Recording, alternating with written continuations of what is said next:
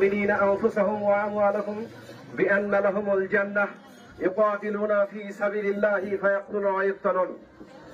সম্মানিত সংগ্রামী তৌহিদি জনতা, আজকে আমরা অত্যন্ত ভারাক্রান্ত হৃদয় নিয়ে আপনাদের সামনে উপস্থিত হয়েছি। যে উপস্থিতি প্রমাণ করে এদেশের বিশেষ করে রহনপুরের মাটিতে ইমানদার মানুষ আছে, যার ইমানে যাররা পরিমাণ ইমান আছে অন্তরে, সেই দাবির ওপর সম্পূর্ণ একমত থাকতে বাধ্য থাকবে। আল্লাহ নবী সাল্লাল্লাহু আলাইহি ওয়াসাল্লাম বলছেন, মান রা মিনকুম মুনকারান ফালিগাইয়িরহু বিয়াদিহি, তোমার সামনে যদি খারাপ কাজ দেখো হাত দিয়ে প্রতিহত করো। ফাইন লাম ইয়াস্তাতি ফাবিলিসানিহি, যদি তুমি তা না পারো তাহলে মুখ দিয়ে প্রতিহত করো।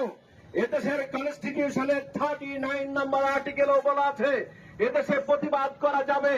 যারা এই ফিলিস্তিনি বর্বরতার প্রতিবাদ করে না তারা নিঃসন্দেহে মুনাফিক। এই মুনাফিকি জর্জরিতা ভুলে গিয়ে জিহাদের আন্দোলনে মুসলিম সমাজকে রাষ্ট্রের পক্ষ থেকে অনতিবিলম্বে জিহাদের ডাক দিতে হবে। সম্মানিত উপস্থিতি, আমাদের অনেকগুলো মিসকনসেপশন আছে। মিসকনসেপশনটা কি? কুফফার বেঈমানরা মনে করে আমরা অনেক দলে বিভক্ত, কিন্তু আমরা দ্ব্যর্থহীন কণ্ঠে বলে দিতে চাই, আহলে সুন্নাহ ওয়াল জামাআহ তথা হানাফি, শাফি, মালিকি, হাম্বলি, আহলুল হাদিস সকলেই কিন্তু আহলে সুন্নাহ ওয়াল জামাতের অধিভুক্ত।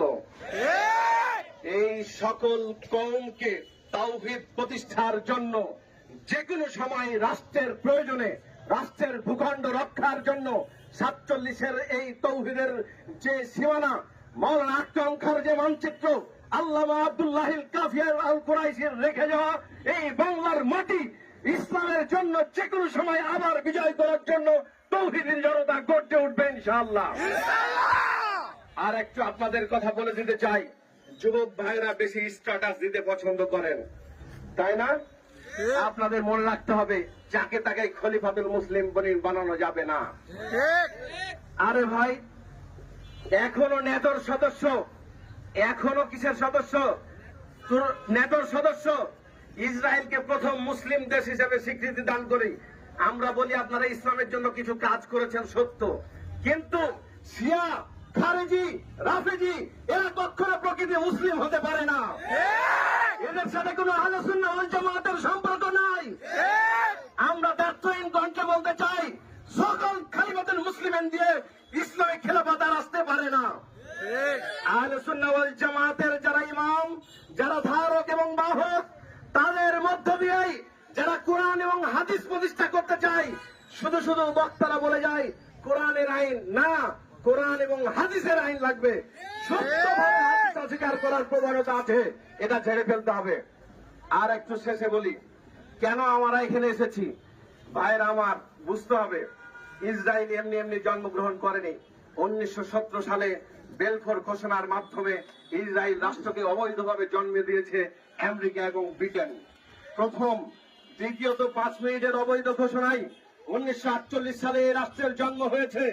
আমরা দেখলাম এই রাষ্ট্রের জন্মের পরপরই আরব ইসরায়েল যুদ্ধ হলো। দুঃখজনক হলেও সত্য, প্রথম যুদ্ধে আমরা পরাজিত হয়েছিলাম। 1969-এ আমরা দ্বিতীয় আরব যুদ্ধের পর ওয়াইসি প্রতিষ্ঠা হয়েছিল। ওয়াইসি প্রতিষ্ঠার প্রথম লক্ষ্য ছিল মুসলিম ভ্রাতৃত্ব ঐক্যকরণের সুদৃঢ়করণ।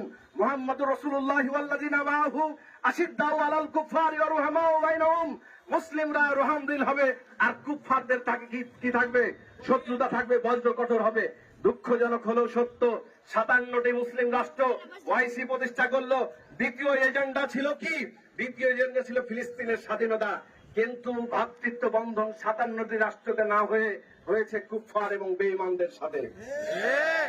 এই কুফফার এবং বেঈমানদের সাথে কূটনৈতিক সম্পর্ক দিয়ে কাজ হবে না। সৌদি আরব আহলে সুন্নাহ ওয়াল জামাতের একটি অন্যতম রাষ্ট্র।